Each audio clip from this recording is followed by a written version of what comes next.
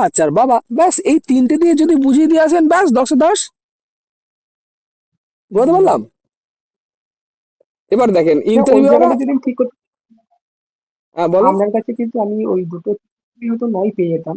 মানে ওই দুটো জিনিস এন্টারপ্রেনার শব্দ জানা সম্ভব নয় একটা মানুষের পক্ষে। অল মানে কনসেপ্ট বা ধারণা জানা সম্ভব যে কোনো মানুষের পক্ষে।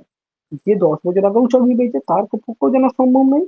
আর একটা জিনিস কি, মানে যখন একটা মানুষ বলছে যে আজকে চাকরি পেয়ে গেছে, কিন্তু সাপোজ আপনার কি মনে হয় যে ভারতবর্ষে যে ব্যক্তিরা আজকে প্রশ্ন করছে, ইন্টারভিউ একটা মানে ইয়েকে প্রশ্ন করছে, সে কি সব উত্তর দিতে পারবে? পৃথিবীর যত উত্তর আছে যে কোনো সাবজেক্টে পারবে? আপনার আমার দিক থেকে বলছি না, আমি সাধারণ দৃষ্টি বলে বলছি, মানে সে কি সব উত্তর দিতে পারবে? হয়তো 80% পারবে, কিন্তু সব উত্তর দেওয়া মানে সে জানবেন যে এআই থেকেও বড় পর্যায়ে আছে। আর অ্যাকচুয়ালি ইন্টারভিউটা মানে হচ্ছে অ্যাকচুয়ালি দেখতে যায় যে সে কথা বলতে পারছে কিনা, স্পিকিং অ্যাবিলিটি, এবং তার সাথে সাথে সেই সেই জিনিসটা মানে ডিসিশনটা নিতে পারছে কিনা। একটা টিচার হতে গেলে সে ডিসিশনটা সঠিকভাবে ডিসিশন নিতে পারছে কিনা। এবং তৃতীয় নম্বর কন্ডিশন আমি যদি ইন্টার করি, আমি দেখবো যে সে পরিচালনা করার ক্ষেত্রে তার যে ক্যাপাবিলিটি বা ক্যাপ্টেন্সি বা নেতৃত্ব দানের ক্ষমতা রয়েছে কিনা। একটা টিচার মানে শুধু পড়াবে না, তুমি কোনো একটা জায়গায় মিটিং করতে গেছে, মানে কোনো একটা জায়গায় ধরুন প্রোগ্রাম হচ্ছে, ভ্রমণ, সেই জায়গাটা সে ছাত্রদেরকে ঠিক করে হ্যান্ডেল করে নিয়ে যেতে পারছে কিনা। তার পাশাপাশি কোনো একটা ধরুন স্কুলে অনুষ্ঠান হচ্ছে, সেই জায়গায় সে অর্গানাইজ করতে পারছে না। অনেক ধরনের জিনিস দেখা যায়। ইন্টারভিউ মানে অনেক বড় একটা বড় ফ্যাক্টর। আমরা যে বলি না যে দে- ইন্টারভিউ 5 জন দেখুন, 10 জন। দেখুন স্যার, আমি আপনাকে বলি, আপনি যেটা জানতে চাইছেন, আমি আপনার সাথে কথা বলছি, আমি নিজে কেভি টিচার, কেন্দ্রীয় বিদ্যালয়ের টিচার, পিজিটি, হুম, হুম, হুম, পিজিটি কম্পিউটার সায়েন্সের। ঠিক আছে, হুম, এবার যে হুম, বিষয়টা বোঝাতে চাইছি, দেখুন স্যার, আপনি বোঝান, হুম, কিন্তু স্যার বোঝানোর মধ্যে যে সমস্ত জায়গা চলে যাচ্ছে না, সেটা হচ্ছে সাবজেক্টের বাইরে চলে যাচ্ছে। বুঝতে পারলাম। আপনি যেভাবে জিনিসটাকে অ্যানালিসিস করছেন, ওটা আমরা চাইছি আপনি একটু শর্টে দেন। মানে আপনি যদি মাইক্রো নিউক্লিয়ারে যান, তাহলে স্যার মাইক্রো নিউক্লিয়ার হুম, ফ্যামিলি হচ্ছে মা তার বাচ্চাকে নিয়ে কাজের জায়গায়, আর হুম, মাইক্রো নিউক্লিয়ার ফ্যামিলি এটা, আর মাইক্রো নিউক্লিয়ার ফ্যামিলি হুম, হচ্ছে মা, বাবা আর বাচ্চা, ব্যাস। এইটুকু বলে দিলে শেষ হয়ে যায়। এবার আপনি যেগুলো বললেন শুনলাম, সেগুলো তো জানি, সেগুলো তো স্যার আমরাও পড়ে এসেছি, আমরাও তো বিএড টিএড করেছি। হুম। আপনি তো আমি ওইখান যেটা থেকে বলছি, কি নির্যাসটা তুলেছেন সেটা এখন আমি জানতে চাইছিলাম আপনার কাছ থেকে। এবার আমি কি বোঝাতে চাইছি সেটা আপনি বুঝতে পেরেছেন? আমি তিনটে প্রশ্ন থেকে আমি যেটুকু বুঝতে পারলাম যে ওই তিনটে তথ্য সম্পর্কে আমাকে একটা সুস্পষ্ট ধারণা তৈরি করতে হবে। দ্বিতীয় কন্ডিশন সংক্ষিপ্ত উত্তর দিতে হবে। তৃতীয় নম্বর কন্ডিশন হচ্ছে যেটি জানি না সেটিকে আমাকে ইয়েস বা নো বলতে হবে। এই তিনটে ধারণা আমার মধ্যে সঞ্চয় হলো। আরো দুটো অ্যাড হবে স্যার, আরো দুটো আর কি অ্যাড add হবে? করবেন। এই স্যার কি শুনতে চাইছে, স্যার, স্যারের চিন্তা ভাবনা হচ্ছে ওটাকে আরো মানে ব্রিফলি ডিসকাস করে, এইটা লেখেন না। সেটাকে খুব হ্যাঁ, ব্রিফলি ডিসকাস স্যার করো। কি আর শুনতে তার চাইছে। পাশাপাশি স্যারকে ব্রিফলি ডিসকাস করো, তার পাশাপাশি যে ভাষাটা যে ল্যাঙ্গুয়েজগত সেটাকে আরো সুমধুর করো। এই জিনিসটা কোনো একটা এ, জিনিসকে যদি বলেন যে আমাদের দেশের নাম কি, আমাদের দেশের নাম কি, বলবো আমাদের দেশের ভারতবর্ষ, নাম ভারতবর্ষ। ব্যাস। ভারতবর্ষের নাম কি হলো, যে ভারতের নাম অনুসারে ভারতবর্ষ, হয়ে গেল উত্তর। আবার এটাও বলতে পারেন ভারতবর্ষ একটা স্বাধীন রাষ্ট্র, হুম, 1947 সাল। স্বাধীন স্বাধীন রাষ্ট্র। এটাও বলতে পারেন, তাহলে বা কিন্তু স্যার, ভারতবর্ষ কি দেখেন প্রজাতন্ত্রী তাহলে রাষ্ট্র? কেন কেন আমি কথাটা বললাম একটু শুনে নেন স্যার। ইন্টারভিউয়ারকে আপনি পরিচালনা করেন, বুঝলেন? ইন্টারভিউয়ার কোশ্চেন করে যাবে, আপনি উত্তর দিয়ে যাবেন, এরকম না। ইন্টারভিউয়ারকে আপনি পরিচালনা করবেন। যখনই আপনি বলবেন না, ভারত 1947 সাল থেকে একটা স্বাধীন রাষ্ট্র, এবার কনসেপ্ট চলে গেল আপনার স্বাধীন রাষ্ট্রের দিকে, তাহলে 1947 সাল থেকে কোশ্চেন করব। এর জন্যই বলছি, আপনি যখন অ্যান্সার করবেন না, অ্যান্সারটা এত মেপেই করবেন যে যেখান থেকে হোক ওখানে অ্যান্সার, স্যারকে আমি আজকে অ্যান্সার দিয়ে যাব। যেমন হার্ভার্ড ইউনিভার্সিটি আমি জিজ্ঞেস করতে যাচ্ছিলাম, জিজ্ঞেস করলাম না, তত বিপুল দরকার নেই স্যার। স্পেসিফিক দেন, আমার মতে বেস্ট হবে। আপনি বোঝাতে চাইছেন, আমিও বুঝছি, ঠিক আছে, কিন্তু ইন্টারভিউর নাম্বারটা আমার হাতেই। বোঝাতে পারলাম স্যার? ঠিক আছে, আমি এগুলো পরের হ্যাঁ, দিনে রেক্টিফিকেশন করবো। এগুলো আমি এগুলো ক্লায়েন্ট, একটু স্যার রেকটিফাই করতে হবে।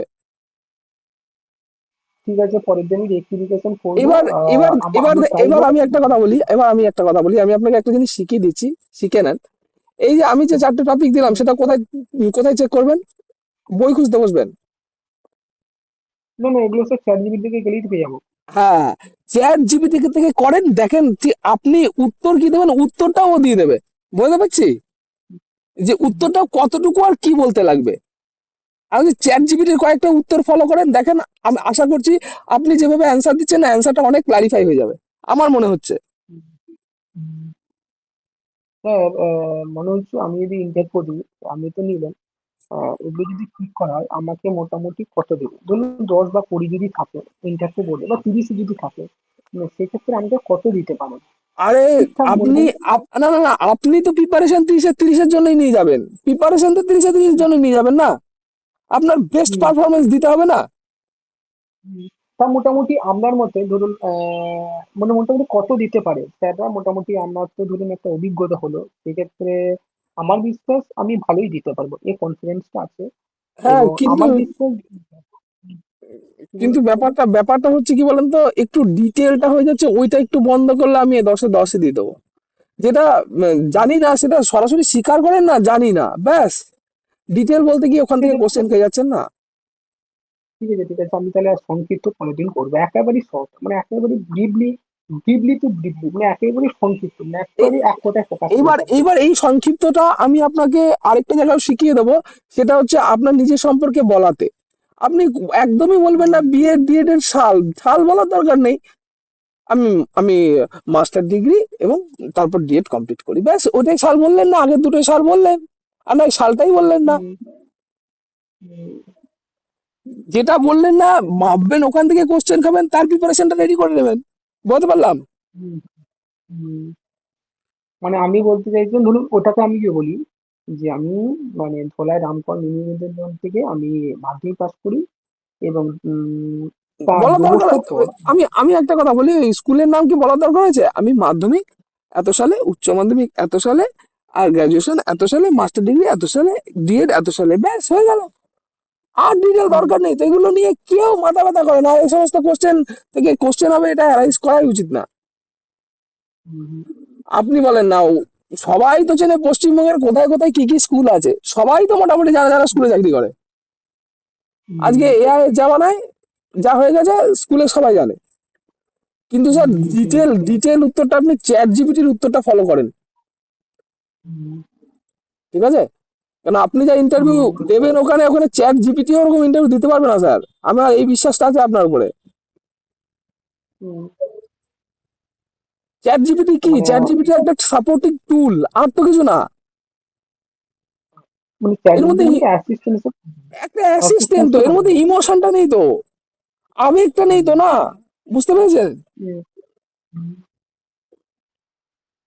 চ্যাট জিপিটির স্যার মধ্যে পরের আবেগ দিনে, নেই না। ডেমোটা দেবো, বা আজকে ধরুন শুক্রবার, আজকে হয়তো আমি 8টার দিকে ডেমোটা দিতে পারি, ঠিক আছে, সাবজেক্টের যে ডেমোটা, সেই ডেমোটা দিব। আর আমি যেটা বলতে চাইছি, যে ধরুন আমার কাছে ধরুন যদি 20 জন ইন্টারভিউ দেয়, মানে আপনাকে আমি জিজ্ঞেস করছি, এটা আমার জানার ইচ্ছা খুব, সেক্ষেত্রে ধরুন 30 নম্বর যদি থাকে, আমি ডেমোটার জন্য বাদ দিলাম, আপনি 10 বা 20 বা 30-এর মধ্যে আপনি অ্যাপ্রক্সিমেট কোনটা দিতে পারবেন, মানে যেটা আমি যদি কেবিএস এর ইন্টারভিউ দিই বা যে কোনো ইন্টারভিউ দিই, সেক্ষেত্রে মানে অ্যাপ্রোপ্রিয়েট মানে কত, মানে 70, 80 না 90, কোনটা বলবেন, সেটা একটু বলে দিলে ভালো, তাহলে একটা মেন্টাল স্যাটিসফ্যাকশন যে আমার এই না, জায়গায় একটু ডেভেলপ হয়েছে। 9.75 পর্যন্ত দেবো, 9.75, 9.75 পর্যন্ত 10, দিতে পারবো। 10-এ, 10-এর। হুম, 10-এ 9.75 পর্যন্ত দিতে পারবো, আমার হাতে আছে। হুম। আর স্যার আমি যেটা বলতে চাইছি, যে কেবিএস এর ক্ষেত্রে মানে এই পরীক্ষাটা হওয়ার ফলে কেবিএস এর প্রিপারেশনটাও নিব মোটামুটি এপ্রিল থেকে, এপ্রিল বা মে থেকে। সেক্ষেত্রে আমি একটা স্ট্র্যাটেজি করেছি, ওর যে পার্ট টুর যে সিলেবাসটা রয়েছে, সেটাকে প্রথমে কভার করে নেবো।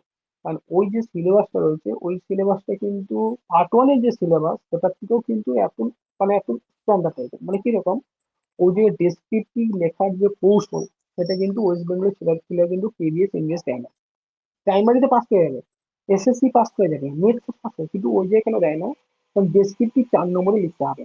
এবং ৪ নম্বর বাংলায় লিখলে হবে না, সেক্ষেত্রে ইংলিশে তার লেখার ধরন, তার কৌশল, তার ওয়ার্ডস্টক, তার সেন্টেন্স মেকিং সমস্ত কিছু দেখবে।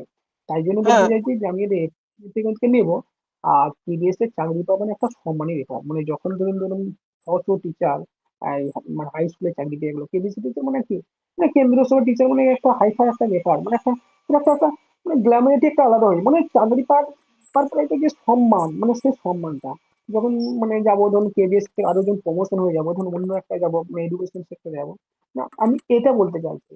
মানে একটা মানুষের তো ইচ্ছা থাকে যে আমার মধ্যে অ্যাবিলিটি যখন রয়েছে, একটু চেষ্টা করতে ক্ষতি কি? এটা আমি বলতে চাইছি। হয়তো আপনি এটাকে মানে অন্যভাবে না ভাবছেন, না, মানে কিন্তু ভাগ কিন্তু স্যার আমি বলি ব্যাপারটা, এটা আপনার এটা যখন হবে না, তখন আর ওই লোকটাই খুঁজে পাবেন না যাকে দেখে আপনি বলবেন যে দেখ আমি কেপিএস এ চাকরি পেয়েছি। যখন আপনি পাবেন, কি বুঝতে পারলাম না। যখন আপনি পাবেন না তখন দেখানোর লোক পাবেন না, আর কাউকে বলার লোক পাবেন না, এইটাই আর কিছুই না। মানে দেখি ও- দেখি বলতে কি, না না, ধরুন আপনার এখন মনে হচ্ছে না যে কেভিএস এর টিচার মানে একটা ব্যাপার, একটা সেই ব্যাপার থাকবে, সেই একটা গ্ল্যামার থাকবে। এবার আপনি যখন টিচার হয়ে যাবেন না, তখন আর ওই গ্ল্যামারটা থাকবে না।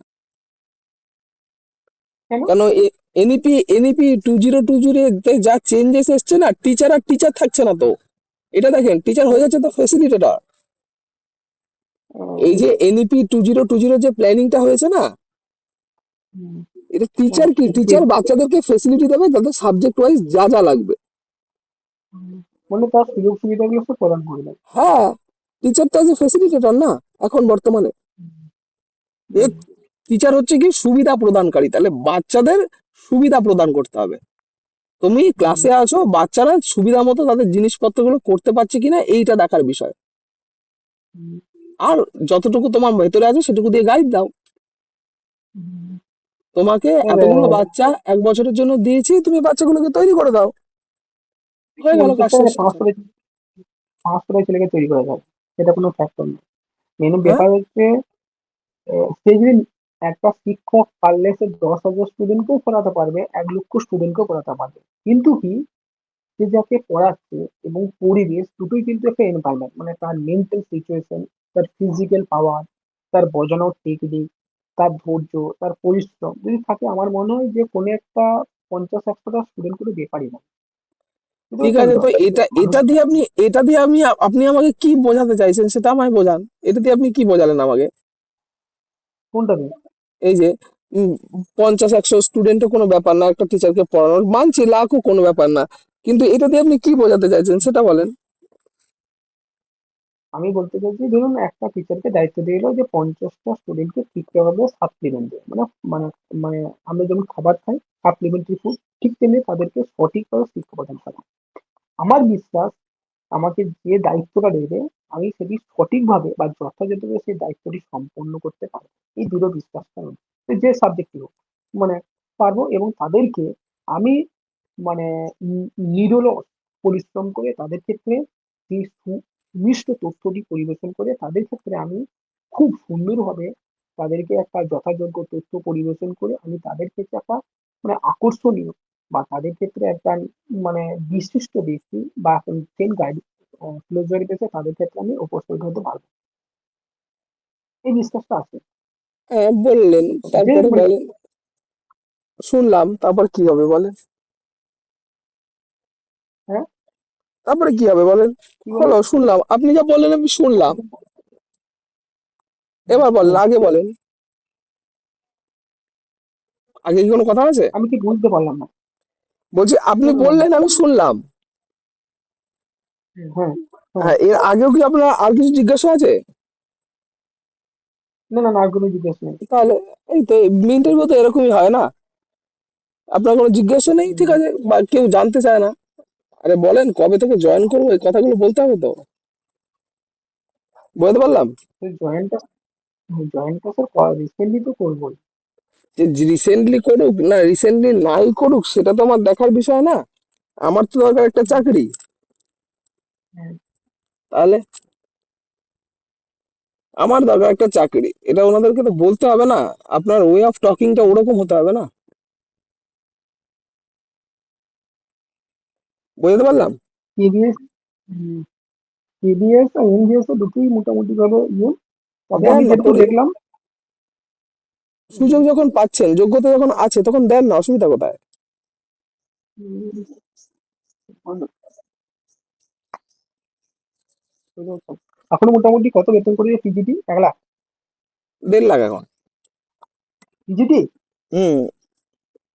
আর পিজিটি টিজিটি ওই তোমার আপনার 90 মতো, 80-90। অনেকটা ডিফারেন্স, প্রায় 60,000 হ্যাঁ, ডিফারেন্স হ্যাঁ, পিজিটি। প্রাইমারিতে তো 60-70, প্রাইমারিতে তো 60-70। তো পিজিটিতে বলছি ওই যে 1.5 লাখ টাকা বেতন পাচ্ছে, পুরো 1.5 লাখ টাকা পাবে না কাটাকুটি করে 1,10,000 পরে পাবে? ওই কাটাচাটা হয়। 1,20,000 পাবে নাকি? তাহলে 30,000 হ্যাঁ। করে জমলে 30 ইন্টু 3,60,000, 3,60,000 যা জমবে ভবিষ্যতে কাজে লাগবে। বেশ ইয়ে সে পেনশন টেনশন কিছু নেই তো? না, পেনশন নেই। 1 কোটি টাকা পাবে না? হ্যাঁ। কত পাই মোটামুটি পিজিটি টিচার ধরুন, তো 30-এ জয়েনিং করলে ধরুন? কি জানি, আমি এখনো হিসাব করে উঠতে পারিনি।